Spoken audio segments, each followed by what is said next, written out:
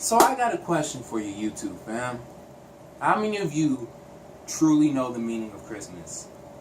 Yes, it's rooted in religious background, but at the end of the day, I think a lot of us can agree that nowadays it's more about the act of giving and receiving.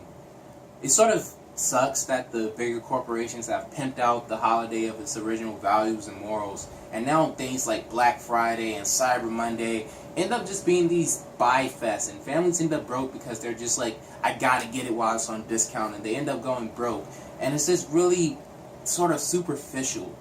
And although the original holiday has lost some of its context because of this problem, there is something that we can learn from it. Especially if you're a content creator here on YouTube, if you have a channel, there's so many things we can learn if we just analyze the holiday season and we apply it to our own channels. Welcome to the Book of Isaiah channel, TBO Isaiah for short, where art and comics and comic creation is mostly the mainstay, but I like to dabble in other fields too, and I think that YouTube tips is something that I actually care about because I am a small YouTuber myself. And with that being said, that brings us to this video here, YouTube Cross Christmas. What can be learned from this holiday? I don't like to beat around the bush, so let's get straight into it. Here's my thesis. I think YouTubers could instantly up their game if they just follow the guidelines Christmas teaches us, which is that YouTubers are actually hurting themselves and their ability to affect their viewers in the way they intend to by thinking that bigger and fancier is better. It's almost as if some of us think that the big budget cameras and the fancy gadgets and the clean backgrounds and coming across as super energetic is all the viewers need. And more simply put, I think we're entering an age where YouTubers are replacing solid content and originality with videos of whatever's popular. They're just trying to catch the wave. And the problem created by this are that channels are starting to feel bland and they have this sort of store-bought cookie-cutter feeling to them. And this is mostly on display for most of the top channels here on YouTube, and I'm talking about the 100K and up club. Before I go deeper into the YouTube side of things, let's just explore the Christmas part of the metaphor, because I think you'll see where I'm going with this if I did. Say, for example, that, or matter of fact, just consider this. Have you ever received a gift that just felt empty?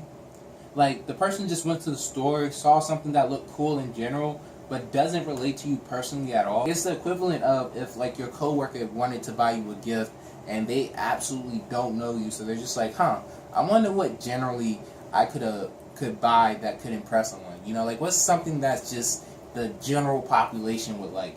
And I'm not saying that this is necessarily a problem, but I do think that the more special way of going about it is applying something that is particular to your audience. An example of this might be that maybe a kid only wants Call of Duty for Christmas, or something even smaller, like maybe an art set. But then on Christmas Day, his parents has ended up buying him like a diamond watch or the newest iPhone.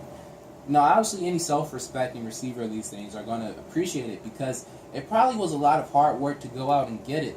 But at the end of the day, you have to question why exactly the parents would go out and buy something that expensive when they could have had the same effect on the child, maybe even more so. Like, if you ever had two gifts and one was what you really wanted and one was just like out of the kindness of their heart, you'll probably pay so much more attention to the first one. So they could have bought something a tenth of the price and had twice as much effect on them. So the real question that concerns me at this point is, who did you buy that gift for and why? Was it really to make the receiver of the gift happy and to best help them? Or was it really just something that was self-fulfilling? Now, hopefully the correlation here is something that is clear, but what I'm trying to say is this. How many of your videos, or maybe your favorite YouTube videos, if you're not a content creator, are more for you than it is for the audience? Especially for our smaller YouTubers. I know it can be easy to be intimidated by the numbers. The bigger channels are pulling in these waves of people, and you just want to produce something you know will bring in the views. But if you lose focus on the people who you're making the video for, just in order to fulfill that need and to feel satisfied by gaining views instead of like actual content, there's a problem. I don't want to sound like I'm hating because I know the game. Even this video, for example, only exists to catch the wave of viewers who are probably in the holiday spirit and are looking for something Christmas related. And I believe the real difference maker comes down to how you do it. Put your own spin on it so it doesn't have that just, I bought it from the store and I laid it down in front of you. Like, give it something that's special. Wrap it up, put a bow on it, put their name on it. Make sure it's in their favorite color. Make sure you write a note with it that says, hey, I love you. I appreciate the time I spent with you. And if you can't get the metaphor, what I'm saying is, don't do what everybody else is doing. Don't do something that is just fulfilling the like basic requirements, or you're just doing everything that the YouTube marketers are telling you. You know, you're putting in the tags, you're putting in the clickbaity title. Like, no, make sure your content is relatable. Make sure it feels like you put love into it. Make sure it's something that 10 years from now you could look back and appreciate.